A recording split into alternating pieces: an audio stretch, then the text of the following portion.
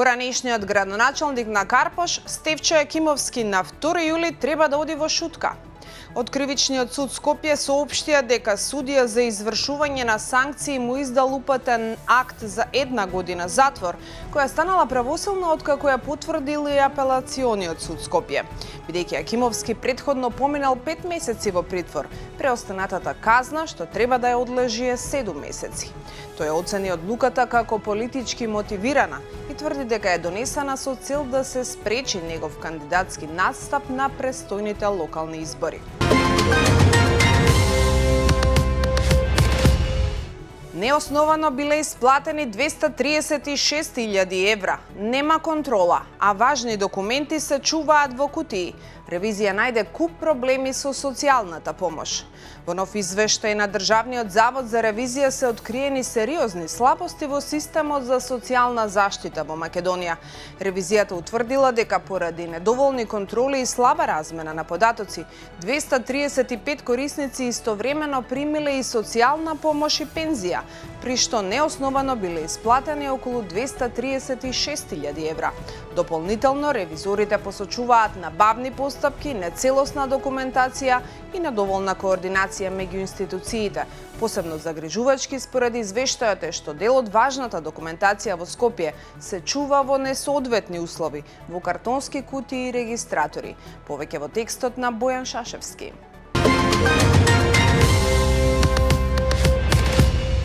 Народот плаќа, МВР молчи. Договорите за изработка на пасошите прогласени за доверливи. Во новиот извештај на Центарот за граѓански комуникации се отвора прашањето за транспарентноста околу изработката на пасоши и лични документи во Македонија.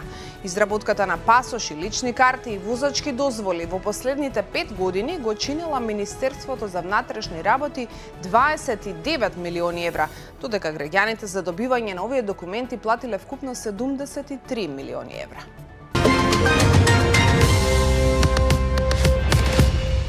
Не може кој како сака да става камери. Општините мора прво да обезбедат заштита на личните податоци. Општина Бутел најавува поставување видеонадзор на јавни површини, но отвора прашања за заштитата на личните податоци. Од општина Бутел велат дека камерите ќе бидат поставени на детски игралишта, спортски терени и паркови со цел да се намали вандализмот и уништувањето на урбаната опрема. Градоначалникот Дарко Костовски вели дека снимките би се користеле како докази во евентуални прекршочни и кривични постапки. За сега не е познато дали проектот е целосно усогласен со Законот за заштита на личните податоци, особено поради тоа што се снимаат и деца на јавни површини. Деталите се во текстот на Анета Стојковска.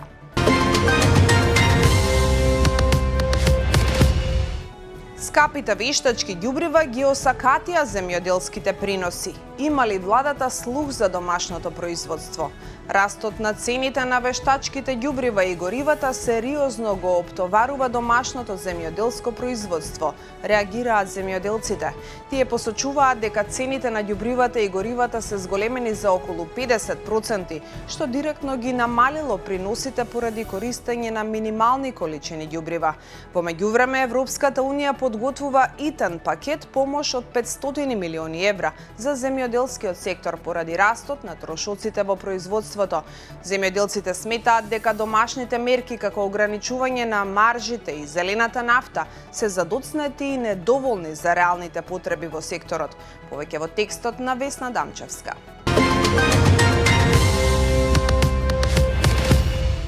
Алармантни бројки од водовод и канализација. Над 1000 вработени, милионска загуба, а половина од приходите одат за плати. Јавното предпријатие Водовод и канализација Скопје завршило 2025 година со загуба од околу 1,3 милиони евра и покрај тоа што има повеќе од 1000 вработени, покажуваат финансиските податоци. Според извештајот, предпријатието има околу 1050 вработени, а трошоците за плати учествуваат со речиси половина од вкупните приходи. Вкупните приходи изнесуваат околу 28,6 милиони евра, додека расходите достигнуваат речиси 30 милиони евра. МНР исплатило €1.000.000 аванс за летовите од Блискиот Исток наместо законски дозволените 20%. Центарот за граѓански комуникации во новото истражување за јавна набавка утврдил серија неправилности во постапката што ја спровело МНР за евакуација на македонски државјани од Блискиот Исток во март, по почетокот на воените операции меѓу САД и Израел од една страна и Иран од друга страна. Според анализата на ЦГК, постојат индиции дека тендерот за избор на економски оператор за евакуациските летови бил наместен, а постапката била спроведена со повеќе прекршување на Законот за јавни набавки. Само домашна храна, вино и изворна музика. Државата воведува нови ознаки за меаните и селските домаќинства. Новите ознаки се со цел да се зачуваат традиционалната гастрономија и руралниот туризам. Според предложените законски измени, ознаката национален ресторан или меана ќе добиваат угостителски објекти во кои најмалку 70% од храната е традиционална македонска, а 80% од вината и пијалаците се од домашно производство. Дополнително ќе се бара автентичен амбиент со традиционални елементи и изворна музика. Повеќе за ова во текстот на Валентина Ангеловска.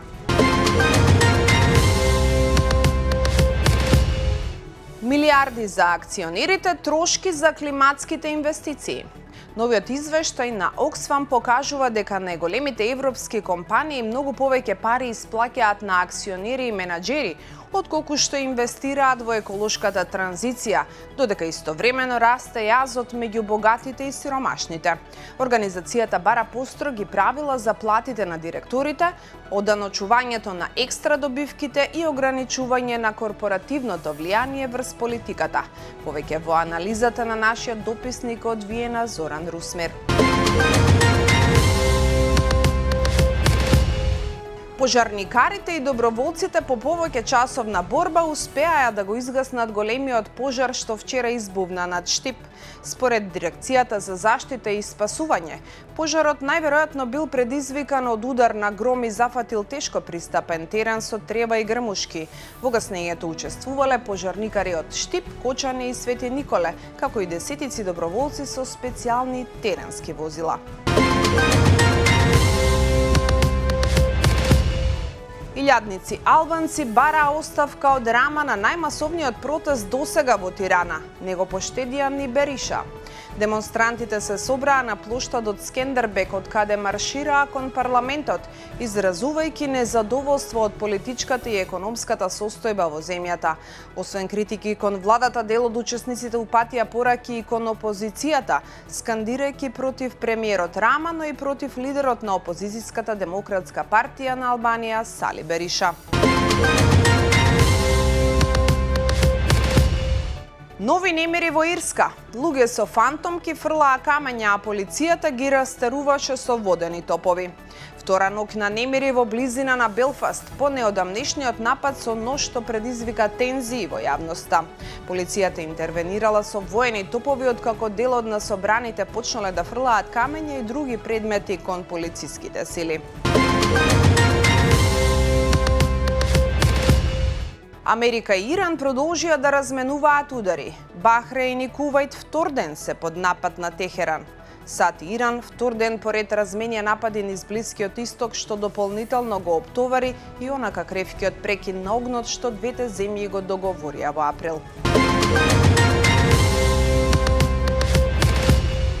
Канада ги забранува социјалните мрежи за деца под 16 години. Предлог законот, представен во канадскиот парламент, предвидува и нови правила за четботовите базирани на вештачка интелигенција, како и забрана за повеќе категории штетна онлайн содржина, вклучувајќи злоупотреба на деца, самоповредување, насилство и говор на омраза. За крај да погледнеме кон најважната споредна работа на светот, фудбалот. Вечерва официјално стартува најголемото светско првенство во историјата. Со рекордни 48 репрезентации и 104 надпревари што ќе се играат во САД, Канада и Мексико. Честа да го отвори мундијалот ја имаат селекциите на Мексико и Јужна Африка, кои вечерва ќе се соочат на легендарниот стадион Ацтека во Мексико Сити. Актуелниот шампион Аргентина ќе го брани трофеот, а фудбалските фанови ги очекува повеќе од еден месец возбудувања, голови и незаборавни спортски приказни. Толку за денес. За се друго се читаме на slobodnpečat.mk. До гледање.